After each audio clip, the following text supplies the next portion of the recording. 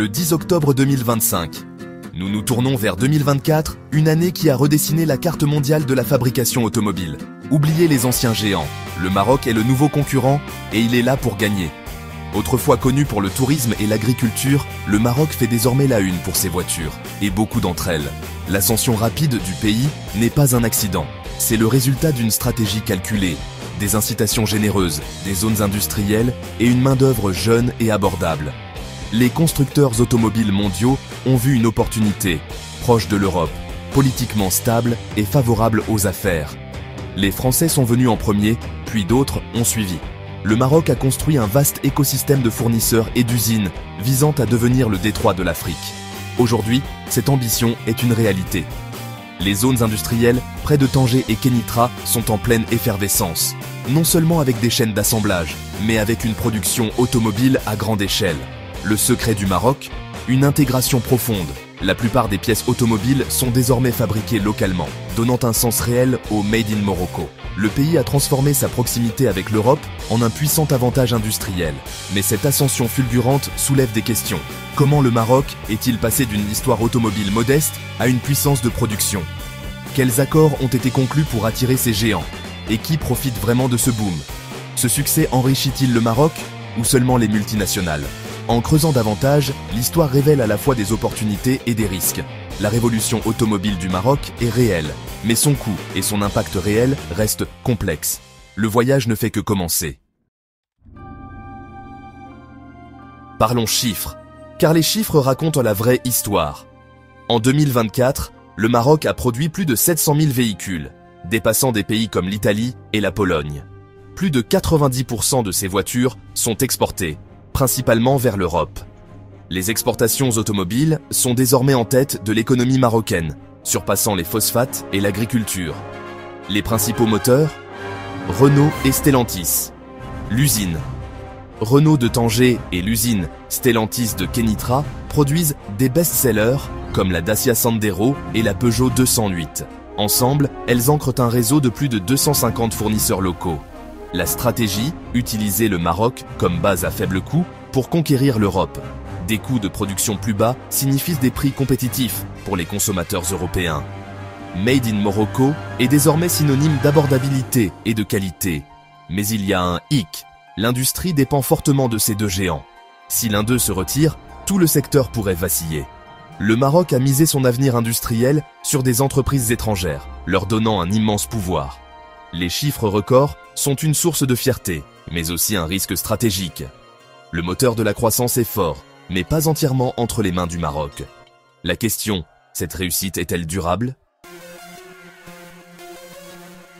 Alors que le modèle marocain semblait établi, une nouvelle force est arrivée, venue de l'Est. En 2024, des géants chinois comme BYD, Geely et Gotion High-Tech sont entrés en scène. Ce ne sont pas seulement des constructeurs automobiles, ce sont des leaders des véhicules électriques. Leur arrivée marque un changement stratégique. Le Maroc se positionne désormais comme un hub pour les véhicules électriques. Le titre, la Gigafactory de Gotion High-Tech, une immense usine de batteries au Maroc. Les batteries sont le cœur des véhicules électriques. En les produisant localement, le Maroc sécurise un maillon essentiel de la chaîne d'approvisionnement. Pourquoi le Maroc? C'est une porte d'entrée vers l'Europe et l'Afrique, avec des accords de libre-échange et une proximité avec les marchés clés. Pour les entreprises bonnes chinoises, le Maroc est une rampe de lancement vers l'Europe, contournant les tarifs douaniers et les barrières commerciales. Le royaume déroule le tapis rouge, espérant un transfert de technologie et des investissements. Cette nouvelle alliance remet en question la dépendance du Maroc vis-à-vis des fabricants français. Maintenant, le Maroc joue l'Europe et la Chine l'une contre l'autre, diversifiant ses partenaires et ses ambitions. L'accent passe des moteurs à combustion aux voitures électriques abordables. Mais le Maroc peut-il équilibrer ses rivalités sans se retrouver pris dans une guerre commerciale mondiale? Les enjeux sont élevés, de nouvelles usines, de nouvelles technologies et un nouvel avenir industriel. Le prochain défi du Maroc est de gérer cet équilibre complexe. Peut-il surfer sur la vague des véhicules électriques sans perdre le contrôle? Le monde entier observe. Les ambitions électriques du Maroc se heurtent à un obstacle majeur, l'énergie. La fabrication de véhicules électriques et de batteries exige une énorme quantité d'électricité. Le Maroc vante son énergie solaire et éolienne, mais dépend encore fortement des combustibles fossiles importés. Les énergies renouvelables peuvent-elles suivre le rythme de la croissance industrielle et de la demande publique? Il y a un risque. L'énergie verte pour les usines pourrait signifier plus de charbon ou de gaz ailleurs. La transition verte pourrait paradoxalement augmenter l'empreinte carbone du Maroc, du moins pour l'instant. Un autre défi, la dépendance vis-à-vis de l'Europe.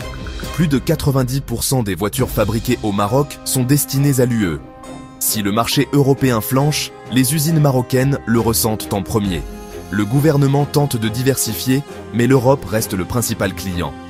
Entrée de la Chine, en accueillant les géants chinois des véhicules électriques, le Maroc gagne un levier avec l'Europe, mais risque aussi de se retrouver pris dans des rivalités mondiales. Washington et Bruxelles se méfient de l'influence croissante de la Chine en Afrique du Nord. Le Maroc veut un accès européen, une technologie chinoise et un soutien américain. Peut-il satisfaire toutes les parties? L'équilibre est délicat et les enjeux sont géopolitiques. En surface, le boom automobile du Maroc est un succès en matière d'emploi.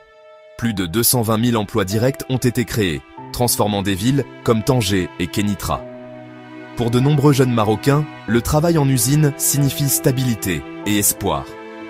Les nouvelles villes industrielles sont propres, modernes et connectées au commerce mondial. Une nouvelle classe ouvrière émerge, formée, ambitieuse et essentielle aux rêves industriels du Maroc. Mais le cœur du modèle est le faible coût de la main-d'œuvre. Les travailleurs marocains gagnent beaucoup moins que leurs homologues européens, malgré une productivité similaire. Le salaire minimum est bas et le pouvoir d'achat reste limité.